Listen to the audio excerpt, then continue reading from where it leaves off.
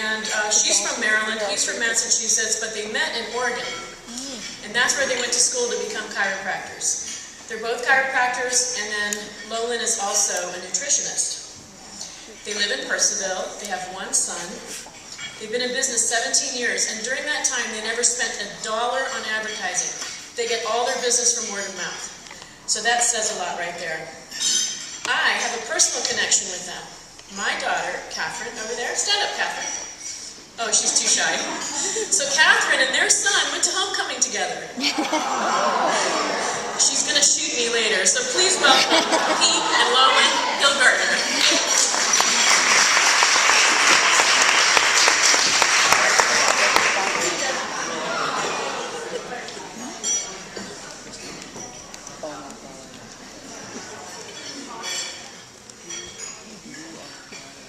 Thank you, Kristina.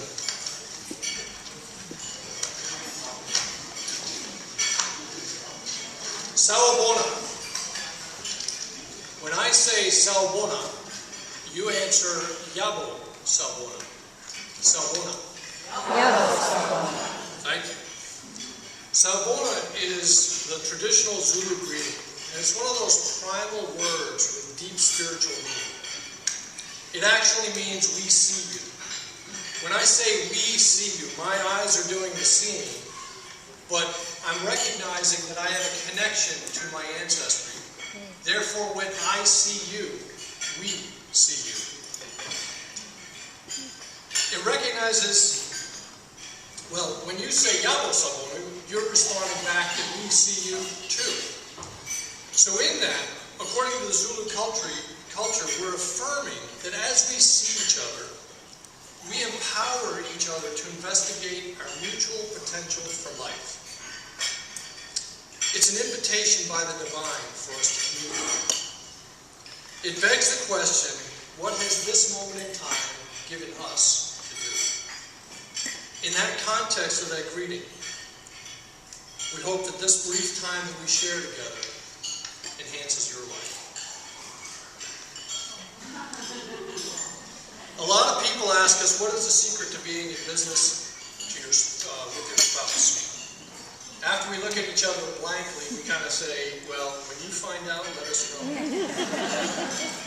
Being married to your business partner has its rewards, and yes, its challenges. But we've seen a lot. 17 years ago, we drove across country with a 7-month-old baby boy and started our practice in a new town where we didn't know anyone.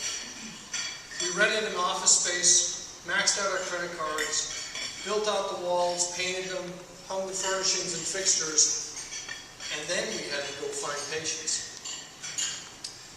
We've had to learn about business and marketing. We've learned a lot about hiring, firing, contracts, partnerships, and all sorts of other things that our training as doctors never really prepared us for. We made some mistakes, we lost everything, and then we rebuilt it back up. But before we could do that, we both had to learn from our own stories and find our own uniqueness. And we believe that no matter what you do, if we all bring our unique gifts, infuse whatever you're doing with your unique and authentic talents, and if you're willing to work, success is just a natural consequence.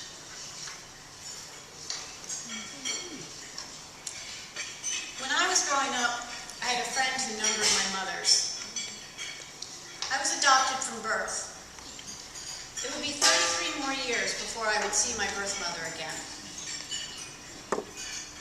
My adoptive father took me home, where my adoptive mother and a book called The Chosen One were waiting.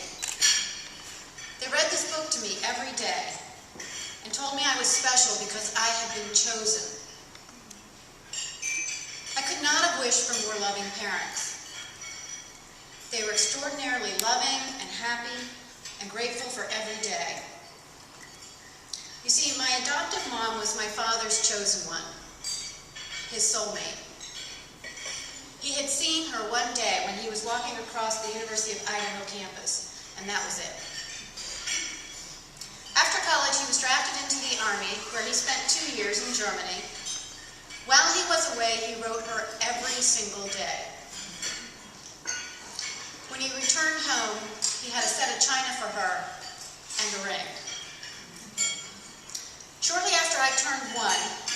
brought home another chosen one, my little brother Greg. These were probably some of the happiest times of my life, but I can't remember them. In August of my 4th year, while we were on vacation, my mother got sick, and she died shortly before Christmas. My father was so distraught. He sold the house and took a job, packed us up and moved us from California to Maryland. My first real memory is sitting in the back seat of the car looking up at the power lines and saying, this is a very big day in my life. Less than 2 years later, I had mom number 3, a new sister 6 months older than me, and a brand new baby brother. We were a hodgepodge of a family. My sister never really wanted to share her mother. Our mother was trying to find herself, first through psychotherapy, then EST seminars, a little bit of pot smoking, and various other relationships. She and my dad fought all the time, and I would come home to find holes in the walls and broken furniture. I escaped by spending most of my time with my head in books, like My Side of the Mountain or books on animals. I spent a lot of time out in the woods because it was the only place that I really felt whole. I enjoyed raising my brothers, cooking, gardening. 3rd grade was a turning point for me. I realized I had to march to my own drum. I climbed my first mountain. I skipped school for the first time and spent the entire day under an apple tree out in the woods, reading a book. I loved to hike, and I found excuses to be outside whenever I could. My dad would take my brothers and I camping. My mom and my sister would go do something else. Over the years living with my mom and my sister, I came to the conclusion that I must have come from Mars. I simply never fit in. By the time I was 14, my parents finally divorced. I lived with my dad until at 18, right before my first year of college, I got mom number 4. She too had a daughter, and I got along with her quite well, but mom number 4 never really took to me. I moved out when I was 19. I earned my way through college, and I graduated from the University of Maryland with a BS in kinesiology. While waiting to get into a master's program in cardiac rehab, I began working for a chiropractor. I had no idea what this guy did, but I would see people with all kinds of issues come through, and they kept getting better and better. He convinced me to change my diet, and in 6 months, I no longer had endometriosis, anemia, chipmunk cheeks, or heat intolerance. Under his guidance, I started managing nutritional programs for his patients. As I was getting better, they were getting better too. I was hooked. There was no looking back after that. I enrolled in chiropractic college. One of our favorite authors is an MD named Gabor Mate. He has found through his work that we are all born with 2 unique needs. The first is to be loved. The second is to be loved for who we are. If we have to compromise who we are in order to be loved, it erodes us, physically, mentally, spiritually, and emotionally. He found this to be the most important source for resiliency that would aid a person in health and well-being. Looking back, I believe my adoptive mother saved my life.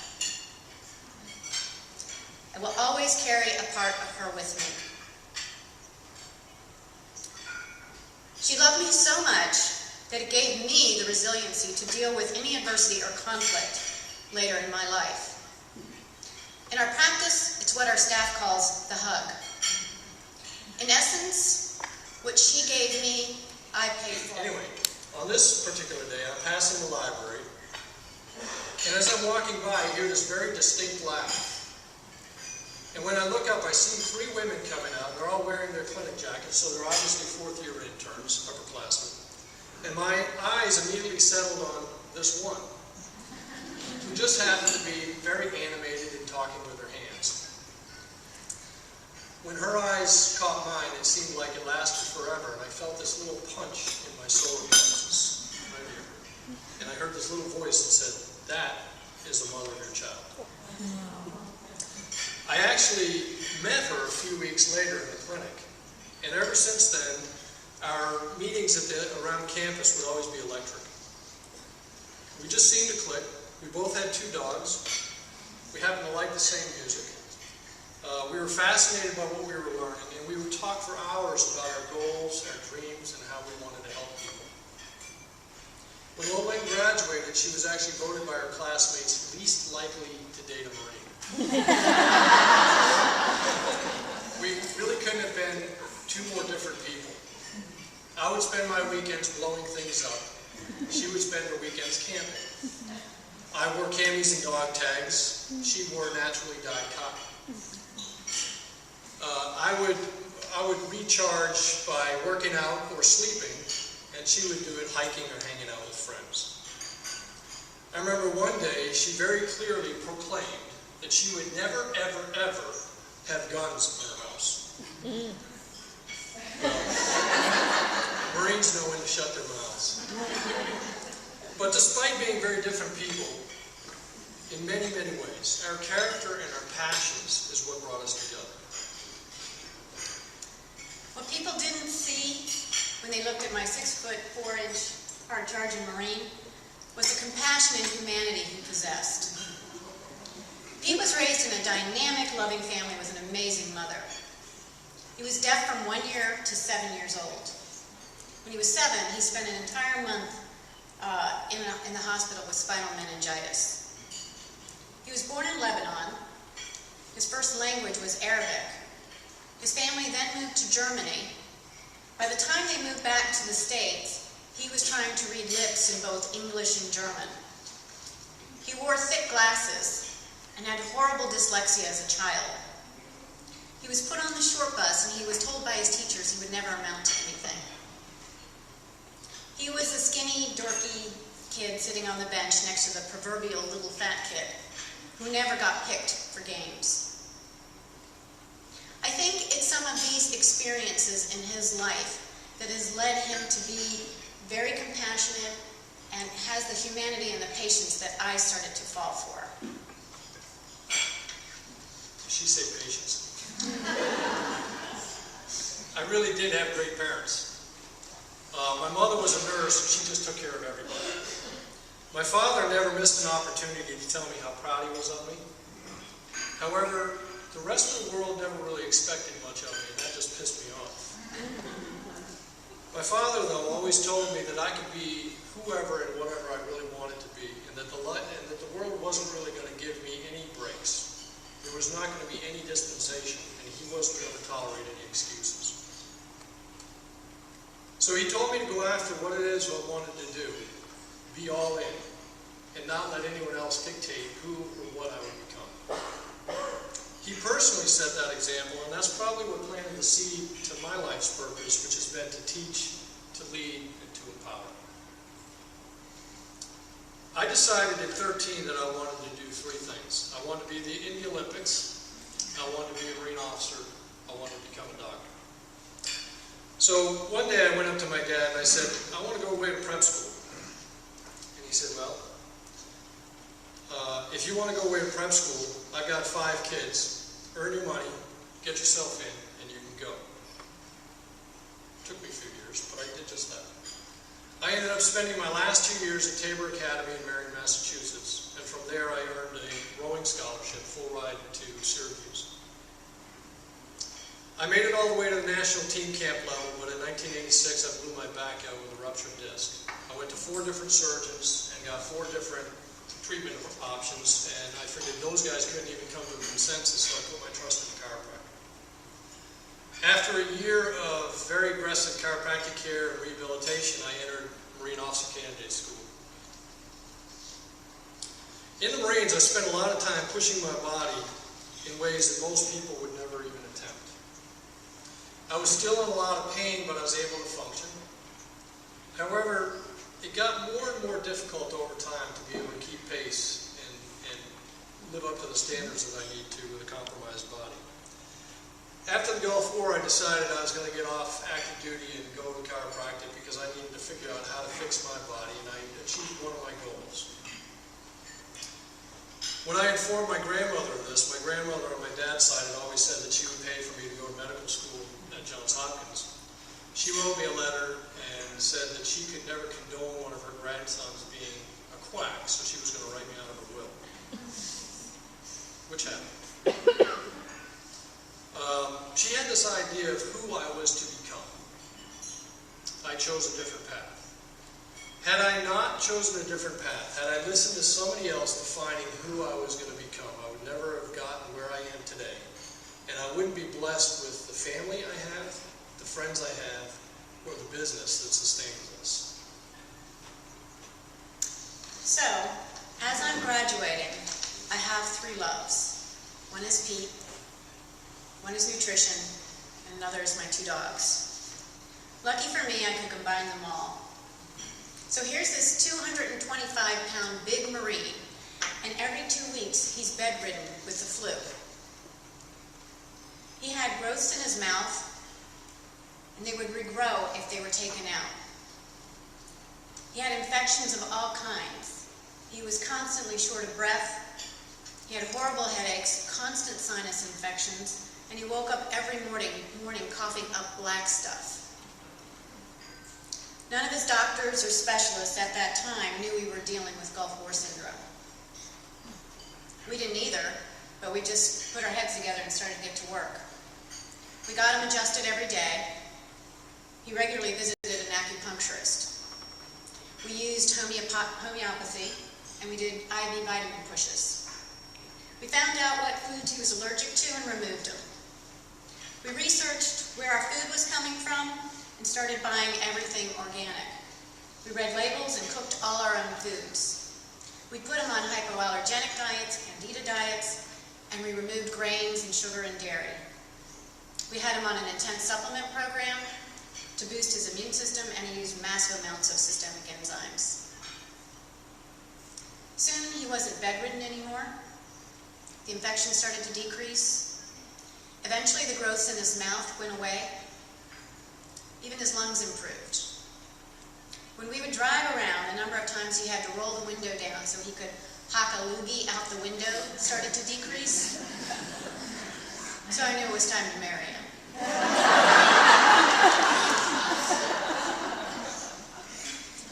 When we first started dating, I remember talking to my older brother who wanted to know all about this new woman in my life. And I said, you know how in most relationships you put $1 in, you get $1 out?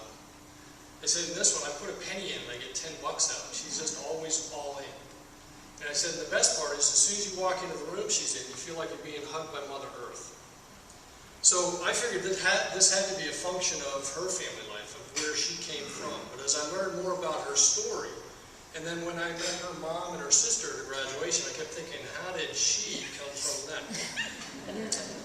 Well, a few months after she graduated from chiropractic college, I got my answer. I was there that first day that she met her birth mom. And yes, there was another Mother Earth in naturally dyed cotton. She also talked with her hands and had that same signature laugh that I had heard the first day that I saw Lolin. Lolin wondered what we should do when we were going to go, when we were thinking about meeting her, because her other mother, anytime she came to visit, there was all this big agenda that we had to meet. There was this entertainment that we had to fill. When her birth mom showed up, though, with her birth dad, we asked them what they wanted to do, and we ended up spending the next 6 hours taking the dogs for a walk in the woods, picking blackberries, cooking, talking. We discovered that her birth mom and dad loved to cook. They loved being outside more than inside. They have 5 camps in Maine. They canoe, they ski, they have a huge garden, they hunt, they fish, they raise their own chickens and turkeys. They've always had dogs. But best of all, Lolin discovered that she had 2 brothers. They had gotten married just under a year after they had given her up for adoption. But what I watched that first day that she met her birth mother is I watched Lolin come full circle. Thankfully, the love and the security that she had had during those first 4 years really provided fertile ground for what was coming ahead. It was so strong that it was able to sustain her through all those tough times where she had to learn about herself, her uniqueness, and to overcome a lot of adversity. It gave her the strength and the resiliency to move forward. And what we've learned is that when we bring our unique gifts into whatever we do, when you infuse your uniqueness and the authentic you into whatever you do, amazing things will happen. I read once that every relationship has 3 stages. The first is the excitement of infatuation. The second is the power struggle. This is where most relationships stay. The third stage, and the one that we should all strive for, is synergy.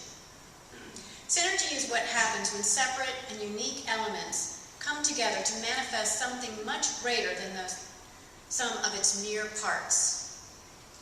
It's what makes 1 + 1 = 3. Synergy should be the goal of every marriage, every business, and of all the businesses in a community. It's what Sterling Women is all about. Synergy is the dynamic that, when harnessed, allows people to achieve a level of greatness they could never achieve alone. Synergy is what makes our business work and what makes our marriage work. Notice you use the word work. It ain't always easy. But what we found is there are 3 key points that if we focus on them, we'll achieve synergy. First one is to use understanding and empathy rather than selfishness. Second is to reach for transformation rather than transaction. And finally, to focus on empowerment rather than overpowering. For what we've learned is that when we apply these principles to our life, when we bring our authentic and unique gifts forward, draw on the lessons of our experiences, and when we really see each other for who we are, awesome things happen. We'd like to share a reading from Marianne Williamson's book, A Return to Love, and it's our final thought for you. Our worst fear is not that we are inadequate. Our deepest fear is that we are powerful beyond measure. It is not our light. Sorry. It is not our light. It is our light. It is our light. Not our darkness that most frightens us. And we ask ourselves, who am I to be so fabulous, gorgeous, brilliant, and talented? Actually, who are you not to be? You are a child of God, and you playing small does not serve this glory. There is nothing enlightened about shrinking so that other people won't feel insecure around you. We were all born to make manifest the glory of God within us.